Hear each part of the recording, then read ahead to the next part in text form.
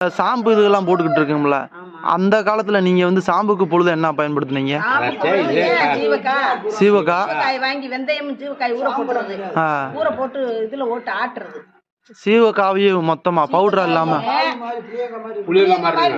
வளைஞ்சுக்கிட்டே அதை ஊற வச்சு வெந்தயம் 5 அள்ளி போட்டு நைட்ல ஊற வச்சிருது. ஊற வச்சு ஆட்டர்ல விட்டு ஆட்டின முறு முறு முறு முறுன்னு வரும். அதைத்தான் நான் என் பிள்ளைகளுக்கு ஊத்துவேன். அதே நல்லா இருக்கும். வெந்தயமே கடைசி கஷ்டம். அது கொஞ்சம் நல்லா இருக்கும். அது கூலி. அது கொஞ்சம் நடுத்தரமான அதுல வெறும் சிவக்கா, அதுக்கு மேல வசதியானவங்க கொஞ்சம் வெந்தயம் போடுவாங்க.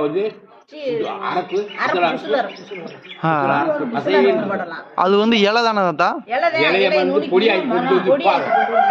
விக்கிறது. அதை வந்து தலைக்கு உடம்புக்கு எல்லாத்துக்குமே போட்டுக்கலாம்.